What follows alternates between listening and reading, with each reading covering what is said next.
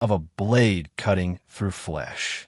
23 years of trauma surgery had carved away every soft edge from his soul, leaving behind a man who viewed the world through the lens of damage assessment and calculated repair. His colleagues at Sacred Heart Medical Center respected his surgical prowess, but few truly knew the depths of his methodical nature, a trait that extended far beyond the operating table.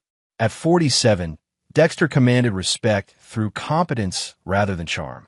His graying temples and steady hands told the story of countless lives saved and lost under his watch.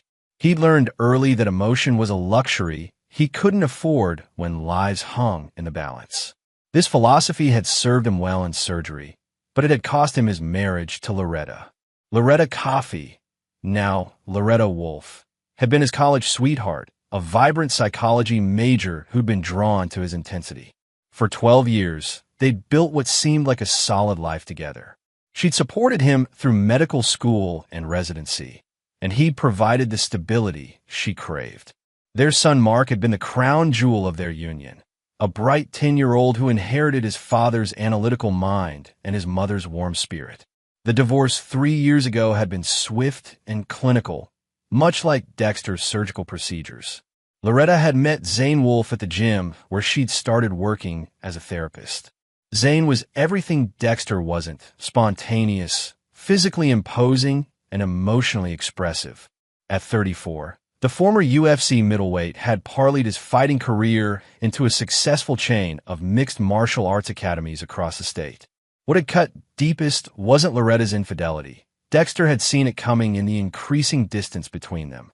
What had severed any possibility of forgiveness was her immediate remarriage to Zane and the casual way she'd moved Mark into their new life, as if their son was just another piece of furniture to be relocated. The custody arrangement gave Dexter every other weekend and alternating holidays. He'd accepted this with the same stoic determination he brought to removing cancerous tumors. Sometimes you had to cut away what you loved to save what mattered most. Mark remained his priority, the one person in the world for whom Dexter would sacrifice everything. Tonight, as he reviewed patient charts in his office, Dexter reflected on the man he'd become. Some called him cold. He preferred precise. Some saw his methodical approach to problems as obsessive. He knew it as thorough. These weren't flaws to him.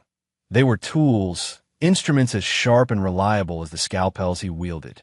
His phone buzzed with a text from Mark. "Dad, can't wait for this weekend. Mom says maybe we can go to the Science Museum." Dexter smiled, one of the few genuine expressions he allowed himself. His son shared his love of understanding how things worked, of taking apart complex systems to see their inner mechanisms. As he prepared to leave for the night, Dexter considered how much Mark had grown. At 13 now, his son was developing the kind of logical thinking that made Dexter proud. Mark asked good questions, observed details others missed, and approached problems with methodical patience. In another life, Dexter might have guided him toward medicine. But given the boy's fascination with engineering and robotics, perhaps Mark would find his own path to precision. The irony wasn't lost on Dexter that his greatest strength, his ability to remain emotionally detached while solving complex problems, had cost him his marriage. But it was that same trait that made him one of the most sought-after trauma surgeons in the state. When other doctors lost their nerve in the face of massive trauma, Dexter found clarity. When others hesitated, he acted with decisive certainty. As he walked to his car through the hospital parking garage, Dexter reflected on a conversation he'd had with his mentor years ago. Dr. Raymond Leach had told him that the best surgeons were those who could switch off their humanity when necessary, who could see past the person to the problem that needed solving. At the time, Dexter had thought this was about medical procedures. He was beginning to understand that this philosophy extended to all of life's complications. Chapter 2. The Revelation. The call came at 2:47 a.m. on a Tuesday. Dexter was used to emergency calls. They were part of his life, but the paramedic's voice carried an unusual urgency. "Dr. Coffey, we're bringing in a 13-year-old male, multiple fractures. The Guardian specifically requested you handle the case." Dexter was already reaching for his clothes. "ETA, 6 minutes out." "Doc, the Guardian is Zane Wolf." Says the kid is your son. The words hit Dexter like a physical blow, but his training kicked in immediately. Personal feelings had no place in trauma medicine. By the time he reached the ER, he was in full professional mode. His emotions locked away behind the same mental barriers he used when operating on mangled car accident victims. The ambulance doors opened, and Dexter's world tilted on its axis. Mark lay unconscious on the gurney, his left arm visibly deformed, his face pale and bruised. Zane Wolfe followed close behind, his massive frame filling the ambulance doorway. To any observer, Zane appeared appropriately concerned, worried stepfather rushing to help his injured stepson. "What happened?" Dexter asked, his voice steady as he began his initial assessment. "Kid fell down the stairs," Zane said, his tone carrying just the right note of parental anxiety. "I heard this crash around midnight. Found him at the bottom of our staircase, barely conscious. Poor kid must have been sleepwalking." Dexter's hands moved with practiced efficiency, checking Mark's vitals, assessing the damage. Multiple fractures in the left arm, possible concussion, extensive bruising along the ribcage. His son stirred slightly, mumbling incoherently. "Mark," Dexter said softly, "can you hear me? You're safe now." Mark's eyes fluttered open, unfocused but aware. For just a moment, when he saw his father, something flickered across his face. Not relief, but something closer to fear. His gaze darted quickly to Zane, then back to Dexter. "Dad!" Mark's voice was barely a whisper. "I'm here. We're going to take care of you." As the nursing team prepared Mark for x-rays, Dexter pulled Zane aside. The MMA fighter towered over him by 6 inches and outweighed him by at least 60 pounds of muscle. But Dexter had spent years dealing with various types of intimidation, and size had never impressed him. "Tell me exactly what you saw," Dexter said. Zane's story was consistent, too consistent. Mark had apparently fallen down 13 stairs, landing hard on his left side. The stepfather had found him quickly and called 911 immediately. Every detail sounded rehearsed, delivered with the kind of casual precision that came from repetition. 30 minutes later, Dexter stood in the imaging room, staring at Mark's x-rays with growing rage. But it wasn't the white-hot anger of impulse. It was the cold, calculating fury of a man who'd found a tumor that needed to be cut out completely. The fractures told a story that had nothing to do with falling downstairs. The breaks in Mark's arm showed clear signs of torque. Someone had twisted his arm with significant force. The rib fractures were localized in a pattern consistent with focused, blunt force trauma. These weren't the injuries of a tumbling fall. They were the injuries of systematic violence.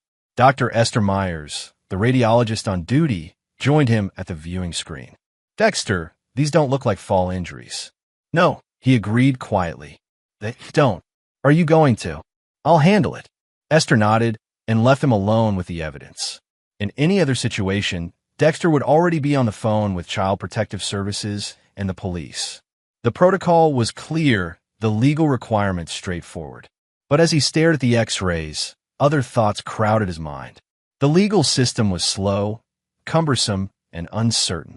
Even with clear evidence of abuse, there were no guarantees. Zane Wolfe was a respected businessman with resources and connections. Loretta would undoubtedly stand by her husband, perhaps even claim Mark was lying or confused.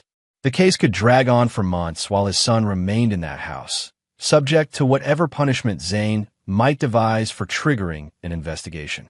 Dexter thought about the pattern of the injuries, the careful placement that avoided areas that would be immediately visible.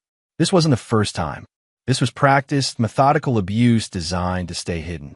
How long had Mark been suffering in silence? As he returned to Mark's bedside, his son was more alert but clearly in pain despite the medication. Zane had stepped out to call Loretta, leaving them momentarily alone.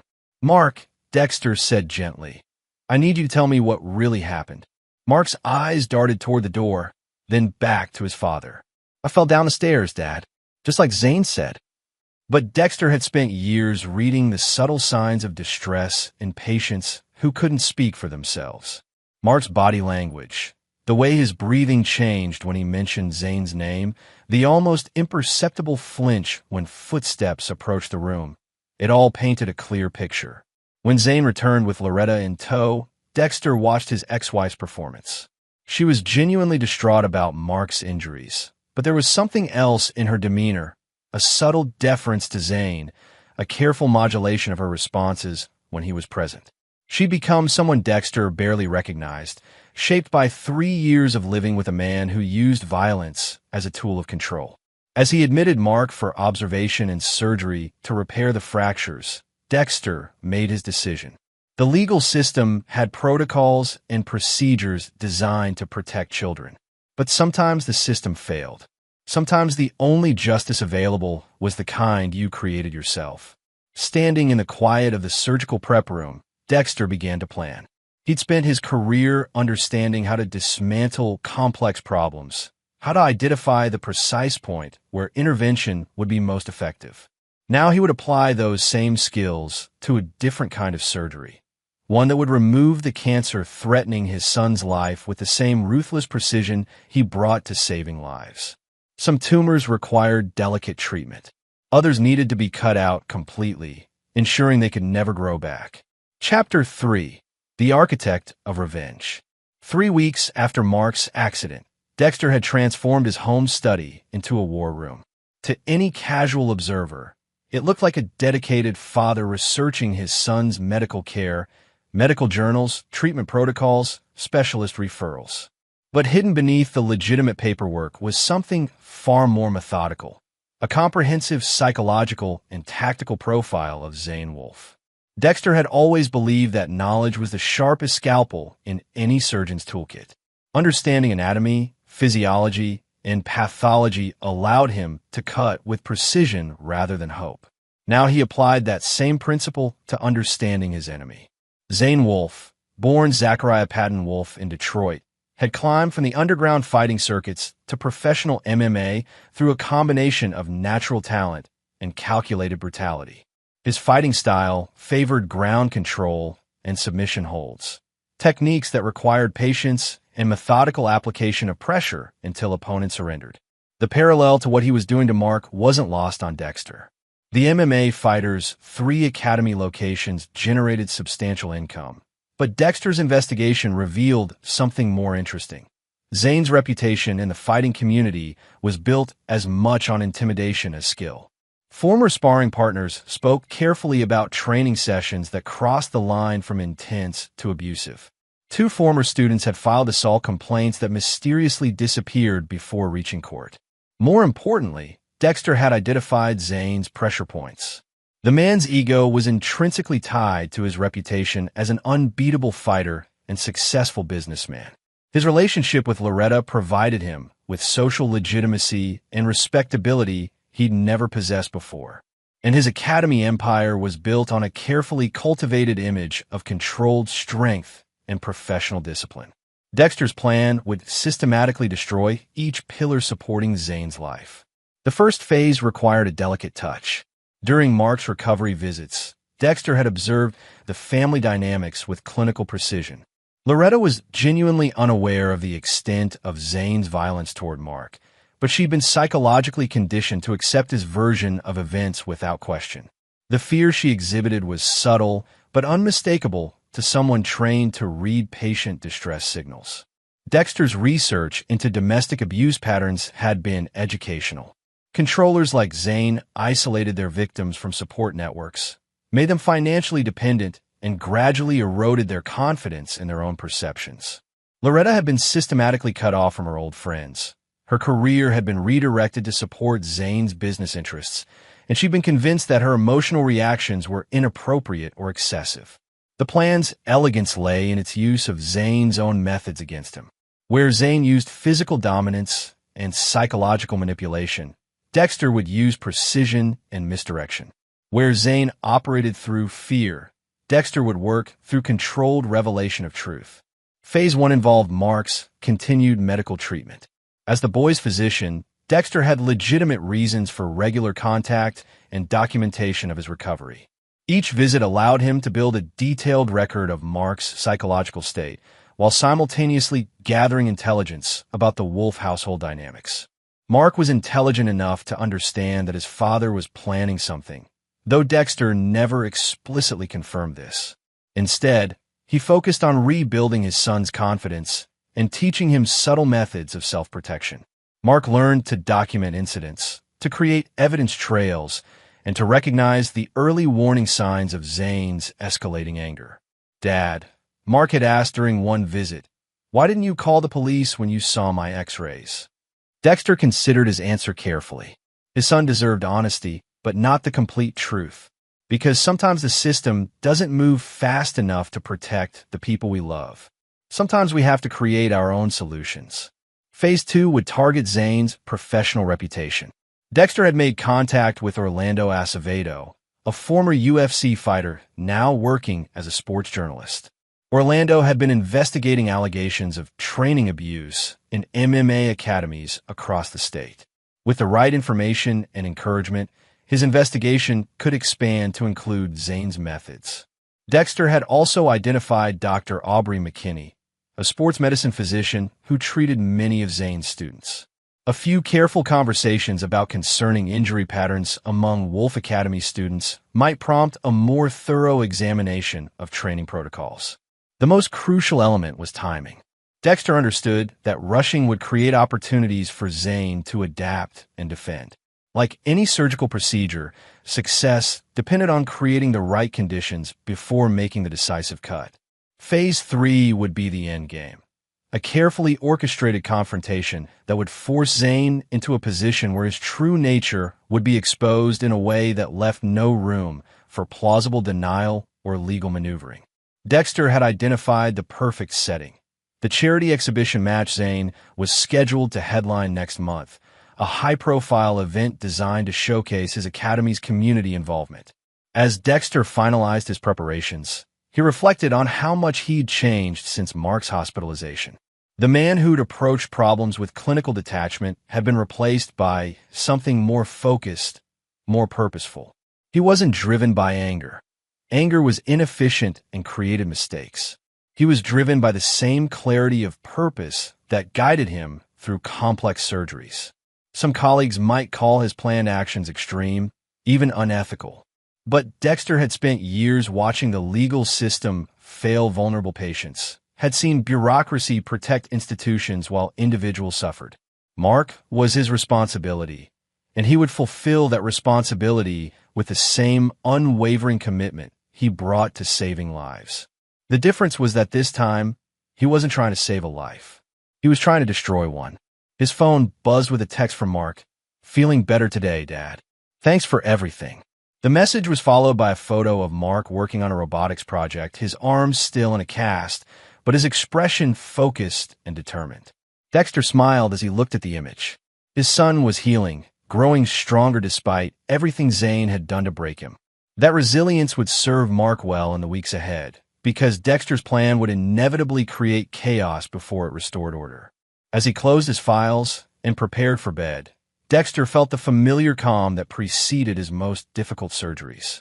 Everything was prepared, every variable accounted for, every possible complication considered. Tomorrow, he would begin the most important operation of his career, one where failure wasn't an option, and success would require the complete excision of Zane Wolf from their lives. Chapter 4. The Trap is Set.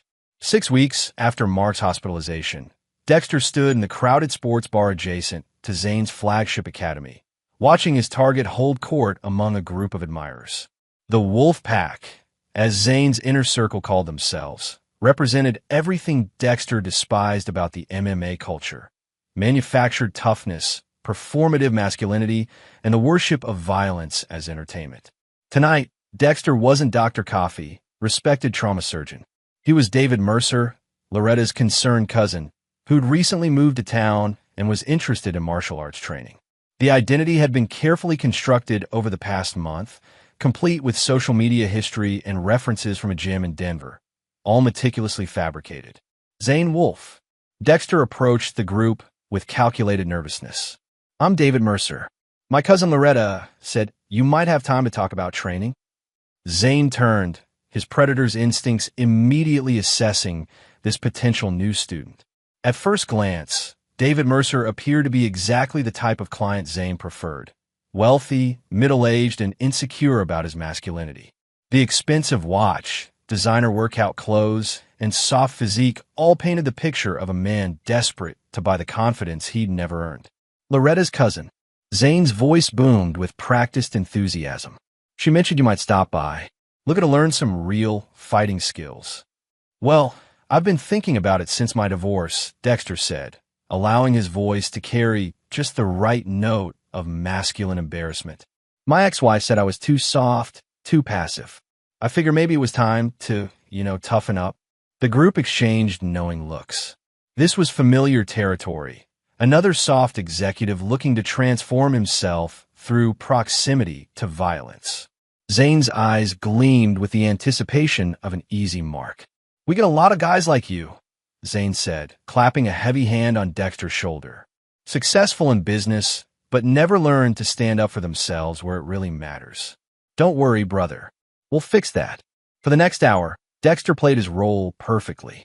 He asked naive questions about fighting techniques, expressed admiration for Zane's accomplishments, and gradually revealed details about his fictional divorce that painted him as both wealthy and emotionally vulnerable. Every word was calculated to appeal to Zane's ego while positioning himself as the ideal victim. The thing is, Dexter confided as the evening wound down, I don't just want to learn a fight. I want to understand the mindset. What separates winners from losers, Loretta always said you had this incredible mental toughness. Zane's chest visibly swelled. This was his favorite topic, the psychological dominance that made him superior to weaker men. It's about understanding power dynamics, David. Most people go through life as sheep, waiting for someone stronger to tell them what to do. But some of us are wolves. We take what we want and protect what's ours. That's exactly what I need to learn, Dexter said eagerly. When can I start? As they scheduled training sessions, Dexter carefully planted the seeds of his larger plan. He mentioned his substantial divorce settlement, his successful consulting business, and his search for investment opportunities. By the time they parted ways, Zane was already calculating how much money he could extract from this new student. Phase 1 was working perfectly. Over the following weeks, Dexter became a regular presence at the academy. His progress as a student was deliberately mediocre, good enough to avoid suspicion, poor enough to feed Zane's ego. More importantly, he established himself as a reliable source of validation and potential income. During this time, Dexter observed everything. He documented Zane's training methods, noting when intensity crossed into abuse. He identified which students were most vulnerable to Zane's psychological manipulation. He mapped the academy's financial structure, staff relationships, and operational vulnerabilities. Most crucially, he began to understand Zane's relationship with power. The MMA fighter wasn't just physically abusive. He was psychologically sophisticated in his methods of control. He identified each person's insecurities and exploited them systematically. With students, he alternated between praise and humiliation. With staff, he used financial dependence and job insecurity. With Loretta, he employed isolation and emotional manipulation. But Dexter also identified Zane's weaknesses. The man's ego required constant feeding. His sense of superiority depended on surrounding himself with people he could dominate. Most importantly, his carefully constructed public image was essential to his business success and social standing. During his third week of training, Dexter arranged to meet Orlando Acevedo for coffee. The sports journalist was exactly as Dexter had expected, intelligent, principled, and frustrated by the culture of silence that protected abusive trainers. I've been hearing stories about some of the MMA academies in this area, Dexter said carefully. As someone new to the sport, it's hard to know what's normal intensity and what crosses the line. Orlando leaned forward with interest. Which gym are you training at?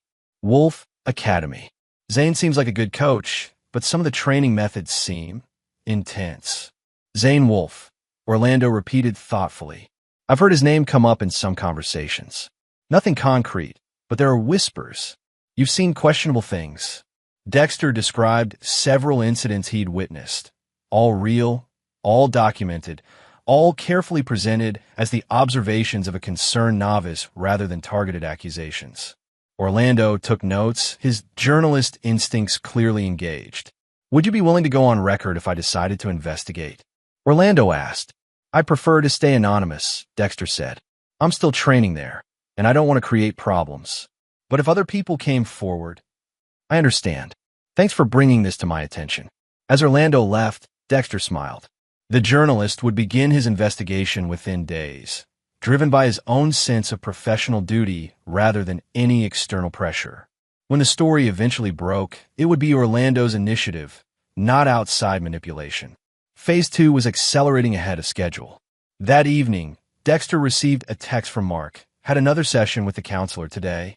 Feeling stronger. Love you, Dad." The message was followed by a photo of Mark's latest engineering project, a robotic arm he'd designed to help people with mobility limitations. Looking at his son's creation, Dexter felt a surge of pride mixed with renewed determination. Mark was healing, but the threat remained. Every day his son spent in that house was another day at risk. The time for subtle manipulation was ending. It was time to move to Phase 3. Chapter 5. The Wolf Circle. 2 months into his infiltration of Zane's world, Dexter had become exactly what he'd pretended to be, a trusted member of the inner circle. His transformation from soft executive to dedicated student had been carefully calibrated to feed Zane's ego while positioning himself for the final phase of his plan. The charity exhibition match was 3 weeks away, and Zane's preparation had intensified to an almost manic level. The event would showcase the Wolf Academy's community involvement while raising money for local youth programs. A perfect opportunity for Zane to demonstrate his public persona as a positive role model and successful businessman. What Zane didn't know was that Dexter had been quietly orchestrating the conditions for his downfall. Orlando Acevedo's investigation had gained momentum, though he remained unaware of Dexter's true identity. The journalist had interviewed several former Wolf Academy students, and disturbing patterns were emerging. 2 independent sources had described training incidents that bordered on assault. A former instructor had corroborated claims about Zane's anger management issues and inappropriate relationships with female students. Dr. Aubrey McKinney had also begun asking questions about injury patterns among Zane's fighters. His inquiries to the State Athletic Commission about training protocols had triggered a preliminary review of the Academy's certification status. Nothing definitive yet, but pressure was building from multiple directions. The beauty of Dexter's approach was its inevitability. He wasn't fabricating evidence or making false accusations. He was simply ensuring that existing truths came to light through legitimate channels. Zane's behavior would ultimately destroy him. Dexter was merely accelerating the timeline. "David, you've really come along," Zane said after a particularly intense training session. "I'm thinking about offering you a partnership opportunity."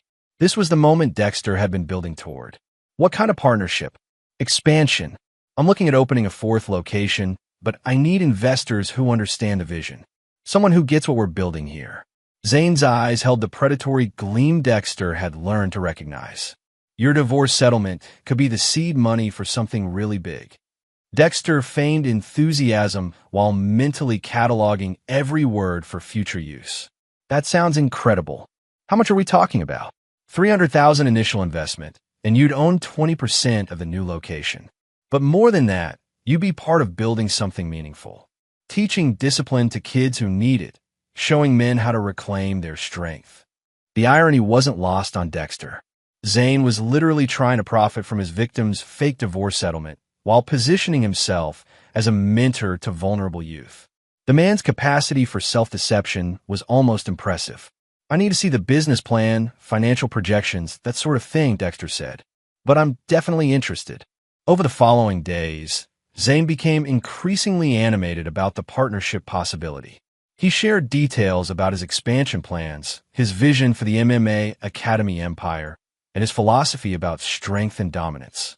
Every conversation was recorded on the device Dexter had sewn into his gym bag. More importantly, Zane began treating Dexter as a confidant. The carefully maintained public persona started to crack, revealing glimpses of the man who terrorized Mark at home. The problem with most people, Zane explained during one late-night conversation, is they don't understand that respect has to be enforced. Take kids, for example. They'll walk all over you unless you establish clear consequences for disrespect. What do you mean? Dexter asked carefully. Like with Mark, Loretta's kid. Smart mouth, thinks he knows everything.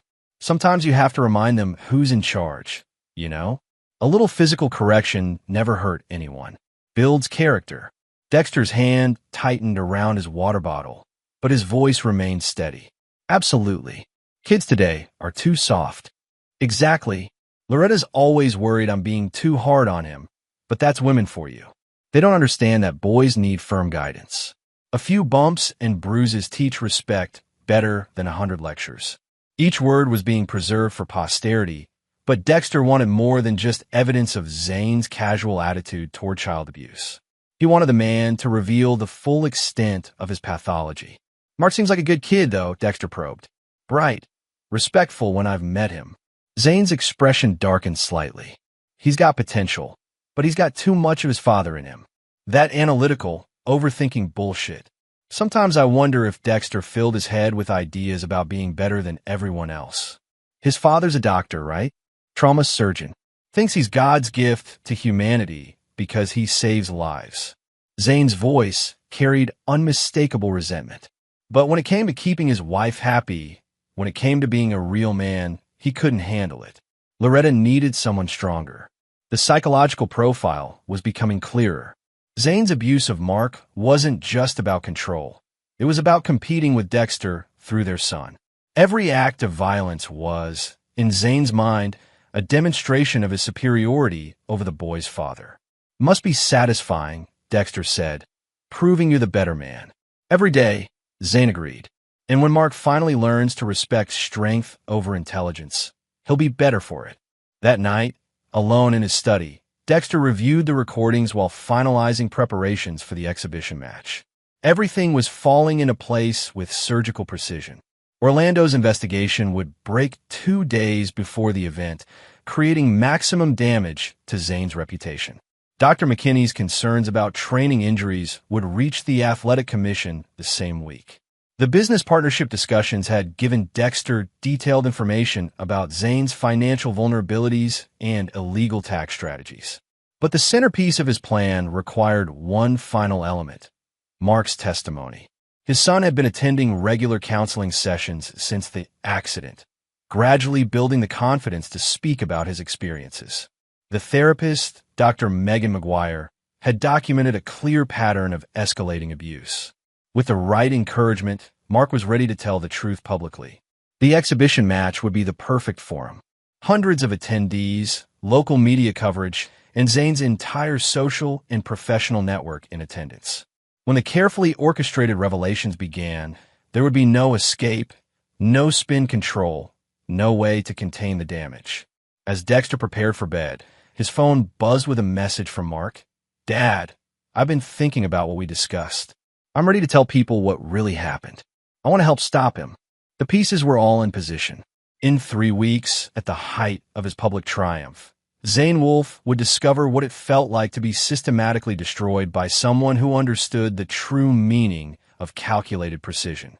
Dexter had spent months studying his target, identifying every weakness, every vulnerability, every pressure point.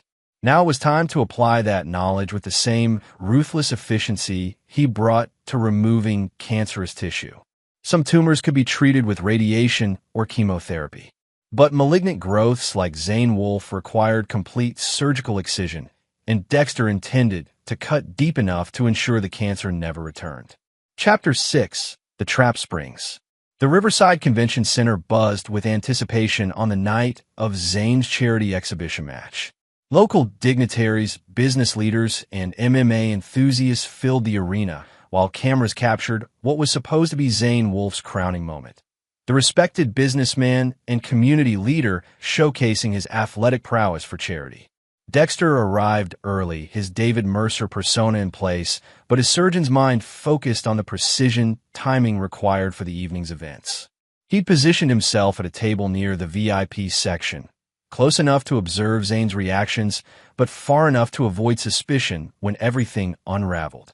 At 6:30 p.m., exactly as planned, Orlando Acevedo's article went live on the state's largest sports journalism website. The headline read, "Culture of Fear: Inside the Abuse Allegations at Elite MMA Academy." The piece detailed systematic patterns of training abuse, backed by interviews with former students and corroborated by medical records that Dr. McKinney had provided through official channels. Dexter watched as several attendees began checking their phones, their expressions shifting from anticipation to concern. Social media began amplifying the story, and the hashtag Wolf Academy Abuse started trending locally. At 7:15 p.m., as Zane completed his warm-up routine, his manager approached with visible agitation. The two men had an intense conversation in the corner of the warm-up area, Zane's body language becoming increasingly aggressive as he processed the implications of the breaking story. But this was only the beginning. At 7:45 p.m., as the opening ceremonies began, Dr. McKinney's formal complaint to the State Athletic Commission was leaked to local news outlets. The medical evidence of suspicious injury patterns among Wolf Academy students added credibility to Orlando's reporting, creating a second wave of damaging coverage. Zane entered the arena for the pre-fight introductions to notably subdued applause. Word of the allegations had spread through the crowd, and his usual confident swagger appeared forced. Loretta sat in the front row, her face pale with confusion and dawning horror as she realized the scope of the accusations against her husband. The exhibition match itself was a masterclass in psychological warfare. Zane's opponent, Rodrigo Boone, was a younger fighter who trained briefly at Wolf Academy before leaving due to what he'd privately described as concerning training methods. Rodrigo fought with unusual intensity, landing several clean strikes that clearly frustrated Zane. As the second round began, Dexter noticed Zane's technique beginning to deteriorate under pressure. The man who prided himself on controlled aggression was becoming sloppy, emotional, reactive. When Rodrigo landed a particularly hard combination, Zane retaliated with an illegal elbow strike that drew immediate intervention from the referee. The crowd's reaction was telling. Instead of the usual cheers for aggressive fighting, there were murmurs of disapproval. The allegations had changed the context. What might have been seen as competitive fire now looked like evidence of poor character and lack of control. During the break between rounds, Dexter's phone buzzed with a text from Mark. "I'm ready, Dad. Let's finish this." At 9:20 p.m., as the exhibition concluded with Rodrigo declared the winner by technical decision, the final phase of Dexter's plan activated. Mark Coffey, accompanied by Dr. McGuire and a victim's advocate, arrived at the convention center. They coordinated with Orlando Acevedo, who was prepared to conduct a live interview that would be streamed on social media and picked up by local news outlets. As Zane was still dealing with post-fight media obligations, Mark's story began broadcasting to a rapidly growing online audience. The 13-year-old spoke with quiet strength about months of systematic abuse, describing the careful pattern of violence designed to avoid detection. His testimony was devastating in its clinical detail, clearly the account of an intelligent boy who'd learned to document and analyze his own victimization. "He told me that if I ever said anything, no one would believe me," Mark said into the camera. "He said my dad was too weak to protect me, and that the police wouldn't care about a few bruises. But my counselor helped me understand that silence only protects the abuser." The live stream quickly went viral. Hashtag Justice for Mark began trending alongside the Academy abuse allegations, creating a perfect storm of negative publicity that no amount of crisis management could contain. Dexter watched from across the convention center as someone approached Zane with a phone, showing him Mark's testimony. The transformation was immediate and stark. Zane's carefully maintained public persona cracked completely, revealing the rage and violence that he usually kept hidden.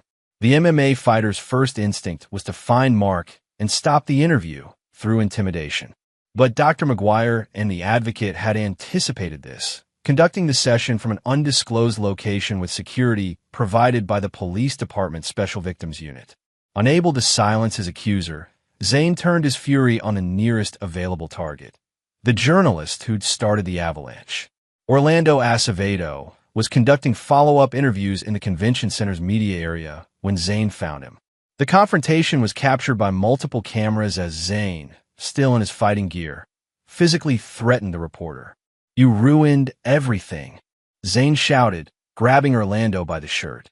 "That kid is lying, and you're too stupid to see it." Security intervened quickly, but the damage was done. Video of a prominent community leader and business owner threatening a journalist while denying child abuse allegations spread instantly across social media. Every aspect of Zane's carefully cultivated image, the controlled fighter, the responsible businessman, the positive role model, was systematically demolished. The final blow came at 10:15 p.m. when Loretta made her own statement to the press. "I had no idea," she said, her voice breaking with genuine emotion. "I thought Mark's injuries were accidents. I believed my husband when he said the boy was clumsy, that he was imagining things. I failed to protect my stepson, and I will never forgive myself for that." Her public break with Zane completed his isolation. Within hours, sponsors began cutting ties with the academy. Several assistant instructors released their own statements about witnessing inappropriate training methods. Former students who'd been afraid to speak out began sharing their own experiences. By midnight, Zane Wolf's empire was in ruins. The man who'd built his identity on dominance and control had been systematically destroyed by someone who understood that the most effective warfare was psychological rather than physical. Dexter left the convention center as chaos continued to unfold around Zane's crumbling world. He'd spent months studying his target, identifying every weakness, every dependency, every vulnerability. The evening's events had been orchestrated with the same precision he brought to complex surgeries, every cut calculated for maximum effect. As he drove home, Dexter reflected on the evening's success. But this was only the first stage of Zane's destruction. The public humiliation was devastating, but the legal and financial consequences would be far more comprehensive. Phase 3 was complete. Now it was time for the surgery to remove the cancer entirely. Chapter 7. The Reckoning. 3 days after the charity exhibition disaster, Dexter sat in his attorney's office as Christopher Snow laid out the legal strategy that would ensure Zane Wolf's complete destruction. The criminal charges for child abuse were only the beginning. They were pursuing civil remedies that would strip Zane of every asset, every source of income, and every possibility of rebuilding his life. "The criminal case is solid," Snow explained, spreading case files across his desk. "Mark's testimony, the medical evidence, the pattern of injuries documented over months. The district attorney is confident about securing convictions on multiple counts of child abuse and endangerment." Dexter nodded, but his attention was focused on the civil possibilities. What about the business assets? The academies are leveraged heavily. With the abuse allegations, insurance companies are canceling policies, sponsors are withdrawing support, and membership is collapsing. He'll be forced into bankruptcy within 60 days. This was exactly what Dexter had anticipated. Zane's empire was built on reputation and perception. Once those were destroyed, the financial structure would collapse like a house of cards. But Dexter wanted more than financial ruin. He wanted complete annihilation. The real estate holdings? Also leveraged, but here's where it gets interesting, Snow said with a slight smile. "I've been investigating the partnership opportunity he offered you. Turns out he's been running what amounts to a Ponzi scheme with potential investors. We've identified at least 6 individuals who've given him money for expansion projects that never materialized." Dexter felt a cold satisfaction at this revelation. Zane's greed had created additional vulnerabilities that could be exploited. How much exposure are we talking about? Conservative estimate? $2 million in fraudulent investment schemes. That's federal territory, securities fraud, wire fraud, potentially racketeering if we can establish a pattern. The conversation was interrupted by Dexter's phone. Orlando Acevedo was calling with an update on his expanded investigation. "Dr. Coffey," Orlando's voice carried excitement. "I've been contacted by the FBI. Apparently, your former stepson-in-law's problems extend beyond local child abuse charges." Dexter stepped outside the attorney's office to take the call privately. "What have they found?" tax evasion, money laundering through the academies, unreported income from underground fighting events. They're looking at a RICO case if they can establish the academies were being used as fronts for illegal gambling operations. Better and better. Dexter had suspected Zane's finances were questionable, but the scope of criminal activity was exceeding his expectations. What's their timeline? Federal grand jury convenes next week. Local prosecutors are coordinating to ensure the state and federal cases support each other rather than competing. As Dexter ended the call, he reflected on how perfectly everything was aligning. He'd initiated the process by exposing Zane's abuse of Mark, but the investigation had uncovered a web of criminal activity that would ensure the man never recovered from his downfall. That evening, Dexter met with Mark and Dr. McGuire to discuss the upcoming legal proceedings.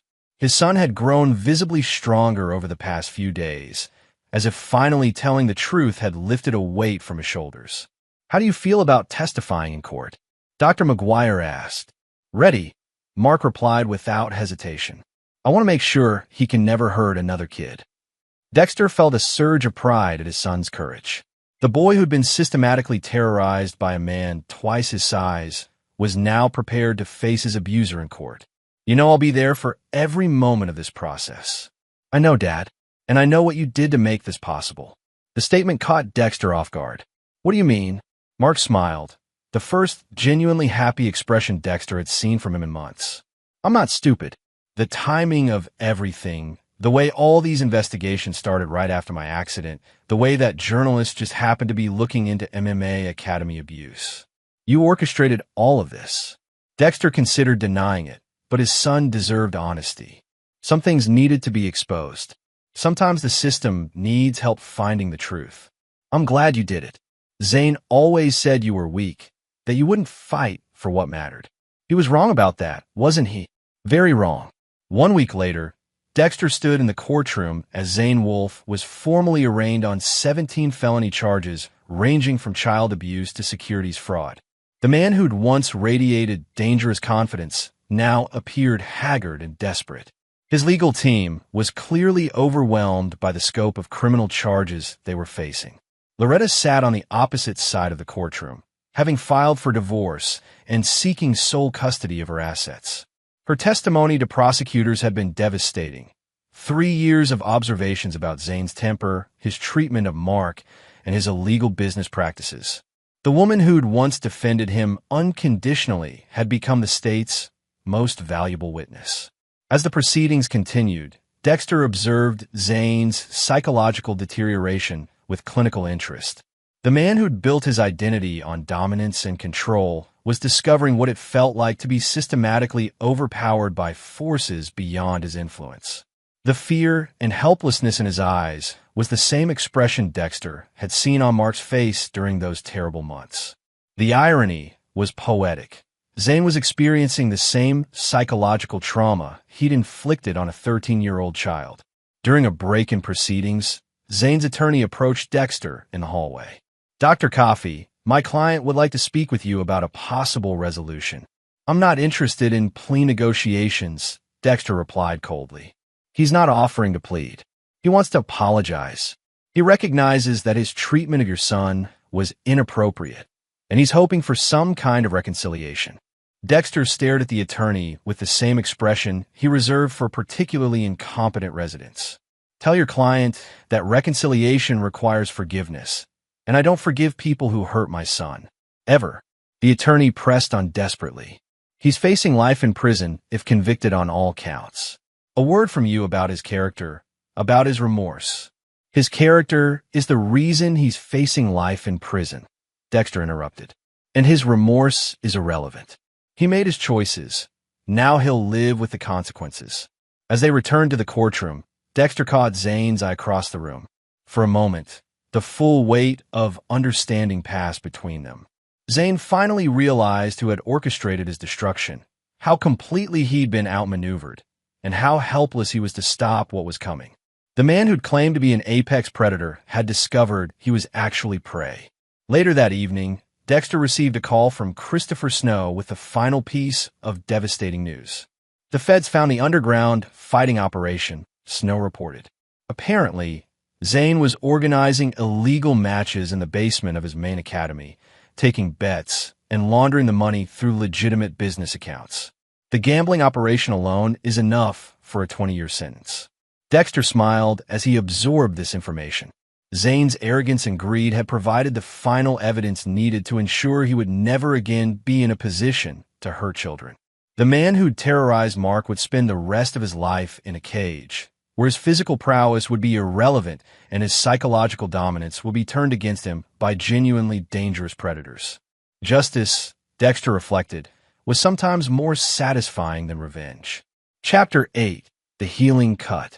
6 months after Zane's arrest, Dexter stood in his son's bedroom, watching Mark pack for his first overnight camping trip since the abuse had been exposed. The boy who'd once flinched at sudden movements now moved with confident purpose, his recovery as methodical and complete as any successful surgery Dexter had performed. "Dad, Dr. McGuire says I'm ready to stop the intensive counseling sessions," Mark announced, carefully folding his camping gear. "She thinks I've processed everything and developed healthy coping strategies." Dexter felt a familiar surge of pride, tinged with relief he rarely allowed himself to acknowledge. "How do you feel about that?" "Good. Really good."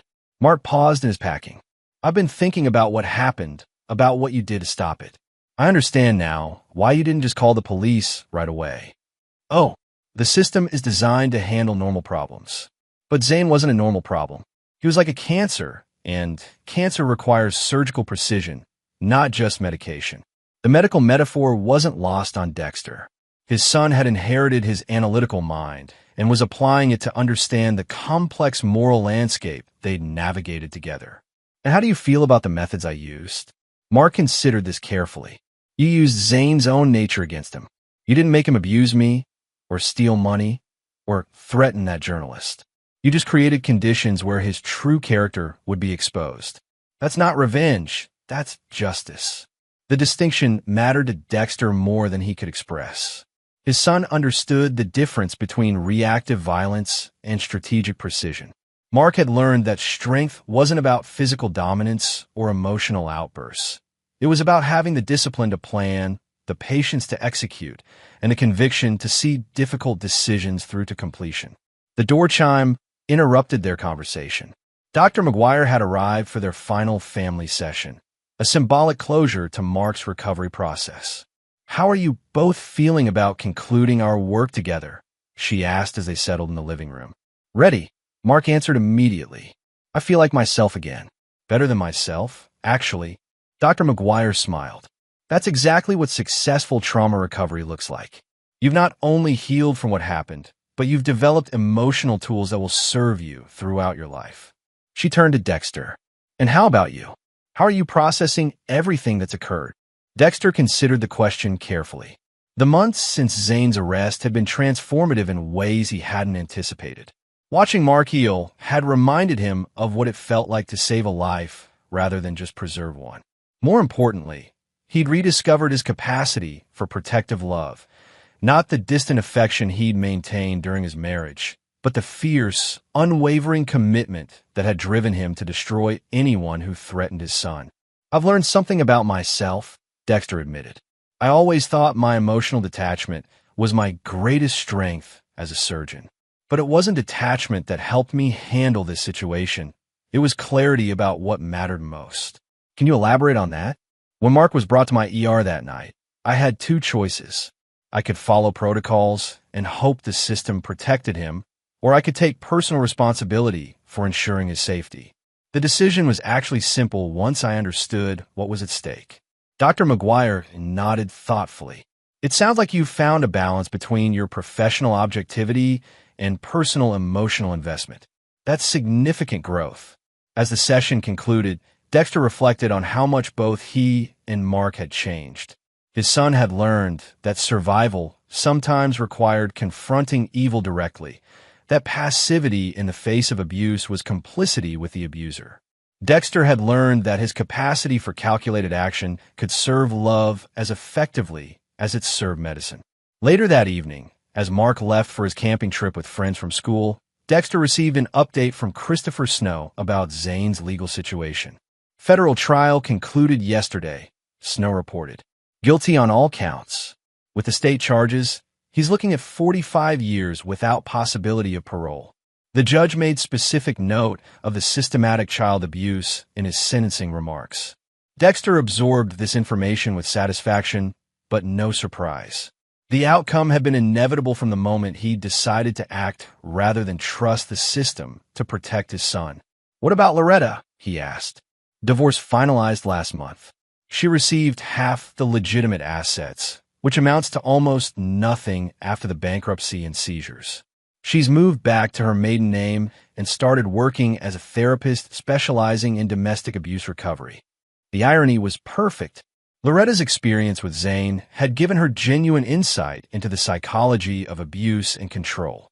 Her professional work now focused on helping other women recognize and escape similar situations. In a strange way, her own victimization had become a source of healing for others. Any contact between Zane and Mark. Zane attempted to send letters from prison, but Mark declined to receive them. The boy made it clear he considers that chapter of his life permanently closed. As Dexter ended the call, he walked through his house, noting how much lighter the atmosphere felt. The tension that had permeated their lives during the abuse and investigation had been replaced by something resembling normalcy, but a stronger, more intentional version of normal than they'd ever experienced before. His phone buzzed with a text from Mark, made it to camp safely. "Thanks for everything, Dad. I love you." Dexter typed back, "Love you too. Have fun." Standing in his study, surrounded by medical journals and case files, Dexter reflected on the past year. He'd performed hundreds of surgeries in his career, saved countless lives, and built a reputation for clinical excellence. But none of that compared to the satisfaction of successfully protecting his son. Some people might question the methods he'd used. The manipulation, the orchestrated destruction of another human being's life, the systematic exploitation of Zane's weaknesses. These weren't the actions of a conventionally moral person. But Dexter had never been conventional. He was a surgeon, trained to cut away diseased tissue without hesitation or remorse. Zane Wolfe had been a cancer in Mark's life, and Dexter had excised him with the same precision he brought to removing tumors. The difference was that this time, he'd saved the life that mattered most to him in the world. As he prepared for bed, Dexter felt the deep satisfaction of a complex operation completed successfully. Mark was healthy, safe, and strong. Zane was neutralized permanently. Loretta was building a new life focused on helping others. The surgery was complete, and the patient would survive. Chapter 9. The Final Verdict. 2 years after Zane's imprisonment, Dexter stood in the graduation auditorium watching Mark deliver the valedictorian speech to his high school class. At 15, Mark had accelerated through his final years of school while maintaining perfect grades and developing into a confident young man who bore no visible scars from his traumatic experiences. "The greatest lesson I've learned," Mark told the audience, "is that strength isn't about physical power or the ability to dominate others.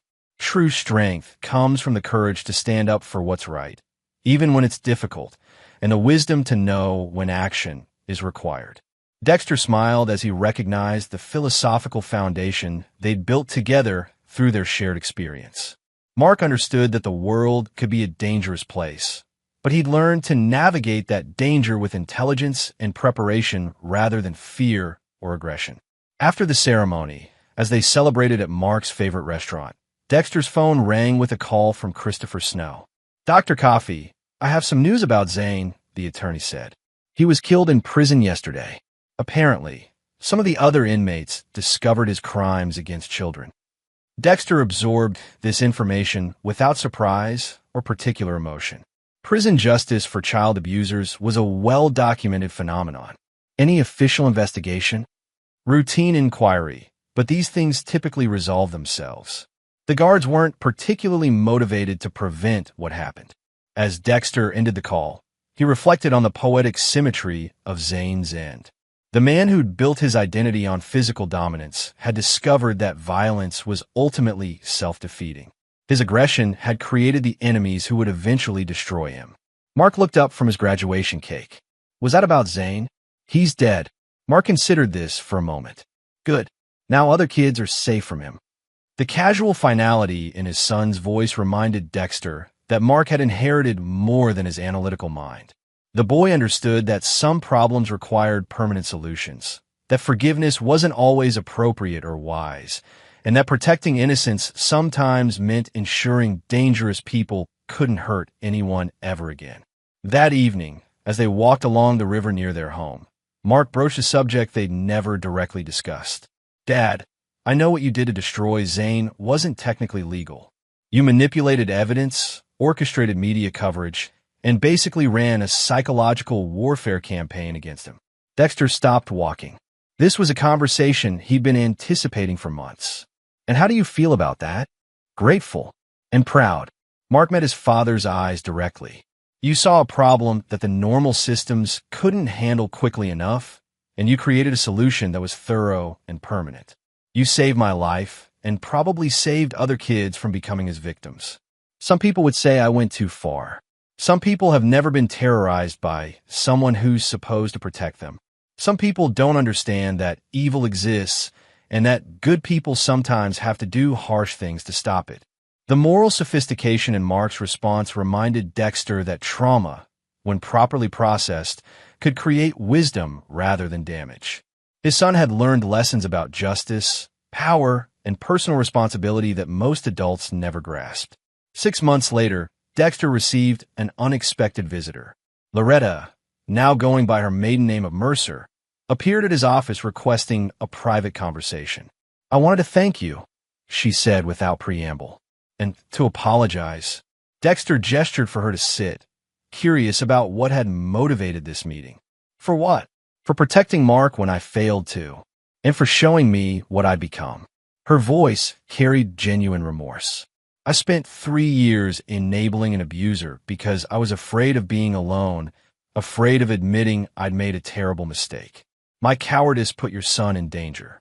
"You were being psychologically manipulated by an expert," Dexter replied. "Recognizing that doesn't minimize your responsibility, but it explains how you could be deceived. I've been working with abuse survivors for 2 years now, and I see the same patterns I lived through. The isolation, the gradual erosion of confidence, the way abusers make you complicit in your own victimization." She paused. "I understand now why you couldn't trust the system to protect Mark. You knew that even if Zane was eventually prosecuted, the legal process would take months or years while Mark remained at risk." Dexter appreciated her honesty, but forgiveness wasn't something he was prepared to offer. Understanding what happened doesn't erase the consequences. Mark suffered because the adults in his life failed to protect him. "I know, and I'll spend the rest of my life trying to prevent other children from experiencing what he went through." Loretta met his eyes. "I'm not asking for forgiveness. I'm asking for your acknowledgement that I'm trying to make amends. Your work with abuse survivors is admirable," Dexter conceded, "but it doesn't change what happened to Mark." As Loretta left, Dexter reflected on the different ways people responded to moral failure. Some, like Zane, doubled down on their destructive behavior until it destroyed them. Others, like Loretta, recognized their complicity and dedicated themselves to preventing similar harm.